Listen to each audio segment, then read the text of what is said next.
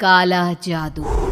अपने बेटे रिशु के माथे से टपकते हुए पसीने को देखकर सविता की हालत खराब हो गई। ऐसा आज पहली बार नहीं हुआ जब रिशु नींद से घबरा कर जागा है। हाय मेरा बच्चा, न जाने किसकी नजर लग गई है तुझे। जब से मेरे बच्चे ने 10वीं के एग्जाम में स्कूल टॉप किया है तब से रोज बुरे बुरे सपने आने लगे हैं। हाँ माँ, मैंने आज फिर से एक काले साए को देखा। वो यहीं मेरी आंखों के सामने खड़ा था। माँ मुझे बचा लो माँ। वो मुझसे कह रहा था कि मुझसे बदला लेगा। माँ कहीं ये प्रशांत।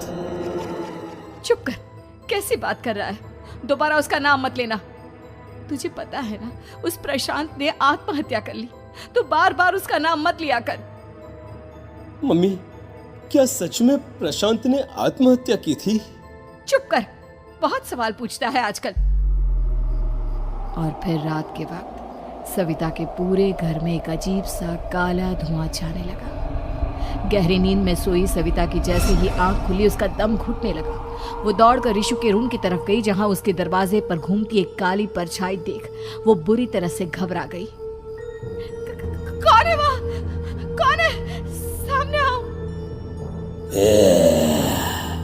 ये मैं हूँ, तुम्हारी काली करतूत।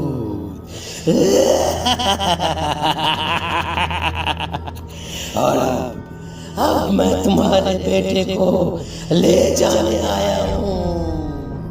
नहीं, मेरे बच्चे को छोड़ दो प्लीज। मेरे रिशु को कुछ मत करना। वो परछाई रिशु के कमरे में घुस जाती है। सविता भी उसके पीछे पीछे दौड़कर जाती है और देखती है कि अब वो साया साफ नजर आ रहा था। वो सर से पैर तक खून में सना हुआ था और उसके शरीर के सारे अंग कटे फटे हैं। क्या चाहिए तुम्हें?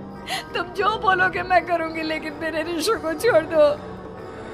उस परछाई ने रिशु को गर्दन से पकड़कर दीवार के सहारे हवा में उछाल दिया। रिशु जोर जोर से चिल्लाने लगा। माँ बचाओ मुझे, बचा लो माँ। ये मुझे मार डालेगा। माँ मुझे बचा लो माँ। नहीं ऐसा मत करो। मुझे मार दो लेकिन मेरे बच्चे को छोड़ दो। मैं तुम्हारे आगे हाथ जोड़ती हूँ। वो परछाई रिशु को जमीन पर गिरा देती है और अचानक वहां से गायब हो जाती है। रिशु, मेरा बच्चा, तू ठीक तो है ना? कुछ बोल बेटा, क्या हुआ है तुझे? मैं ठीक हूँ माँ। क्या हुआ था यहाँ पर? कुछ नहीं बेटा, कुछ नहीं। तू परेशान मत हो। हम कल ही गांव के बाहर जो तांत्रिक महाराज रहते हैं उनके पास चलेंगे। ठीक है माँ, हम जल्द ही उनके पास चलेंगे। मुझे बहुत डर लग रहा है माँ। ये बार बार मुझे डरावने सपने आना, ये सब हमारे साथ क्यों हो रहा है माँ? अगले दिन सविता अपने बेटे रिशु को लेकर गांव के बाहर तांत्रिक के पास जाती है। जिस जगह पर तांत्रिक रहा करता था वो जगह बहुत डरावनी थी। चारों तरफ कंकाल और खूब भूतियां नजर आ रही थी। गांव से दूर वीराने में उस जगह पर जोर से आंधी चल रही थी। रिशु ने डर कर अपनी माँ का हाथ पकड़ लिया। माँ मुझे बहुत डर लग रहा है। ये कैसी जगह है? देख बेटा, हमारे साथ जो कुछ भी हो रहा है उसका इलाज सिर्फ और सिर्फ ये तांत्रिक महाराज ही बता सकते हैं। अब यही है जो हमें प्रॉब्लम से बाहर निकाल सकते हैं। जैसे ही सविता और रिशु तांत्रिक की झोपड़ी के अंदर पहुंचे, वहां का नजारा देखकर उनकी आंखें फटी की फटी रह गई। तांत्रिक की झोपड़ी के अंदर कई सारे लोग अपनी गर्दन घुमा घुमा कर जोर जोर से चीख रहे थे। कौन हो तुम और यहाँ क्यों आई हो? महाराज, मेरे बेटे को कुछ दिनों से एक डरावनी काली परछाई नजर आती है और कल रात उसने मेरे बेटे पर हमला भी कर दिया।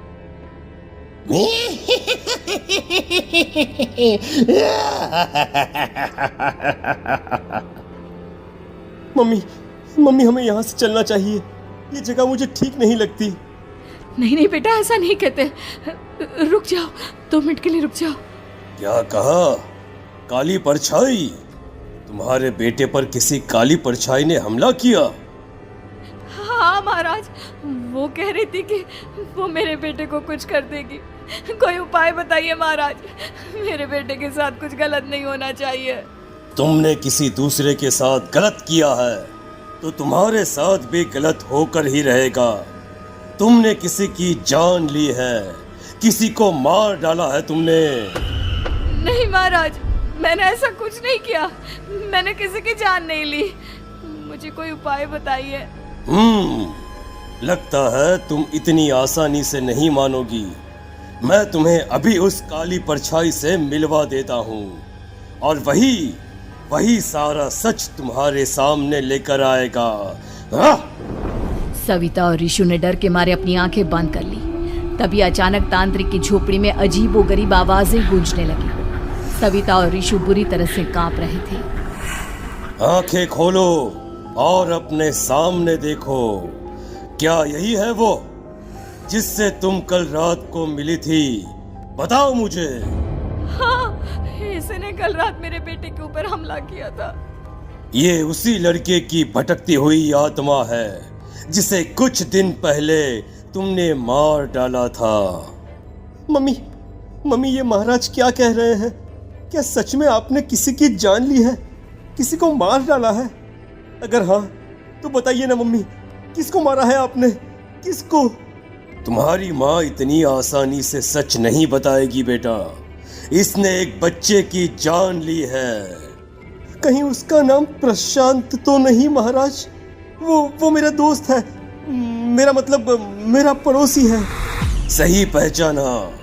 देखा सविता, तुम्हारा खुद का बेटा भी जानता है कि तुमने किसी के प्राणों की बलि चढ़ा दी और इसीलिए अब उसकी बुरी आत्मा तुम्हारे घर में भटकती है।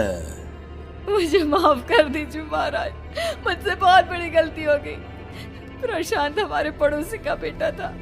हर बार उसके नंबर मेरे बेटे से ज्यादा आते थे और इसलिए मैंने उसके कमरे के बाहर काला जादू किया था, पर मुझे नहीं पता था कि वो मर जाएगा। तुम्हारे उसी काले जादू वाली गुड़िया के अंदर एक बुरी आत्मा थी जिसने उस बच्चे के दिमाग पर बुरा असर कर दिया और उसी की वजह से उस लड़के ने अपनी बालकनी से कूदकर आत्महत्या कर ली। इसकी वजह सिर्फ और सिर्फ तुम हो, तुम। नहीं महाराज, जो कुछ भी हुआ मुझे नहीं पता था कि प्रशांत अपनी जान दे देगा। प्रशांत की आत्मा इस वक्त तुम्हारे सामने खड़ी है, हमसे बात करना चाहती है। बोलो क्या कहना चाहते हो? मैं जीना चाहता था, बड़ा होकर कुछ बनना चाहता था। आपके बेटे से मुझे कोई परेशानी नहीं थी। अरे वो तो मेरा अच्छा दोस्त था। मुझे माफ कर दो बेटा, मुझसे बहुत बड़ी गलती हो गई, मुझे माफ कर दो। माफ करने से मुझे वापस जिंदगी नहीं मिल जाएगी। मेरे माँ बाप आज भी मेरे लिए रोते हैं।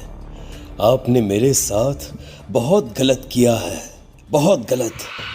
और तभी अचानक प्रशांत की आत्मा वहां से गायब हो जाती है। सविता जोर जोर से रोने लगती है। सुन लिया तुमने?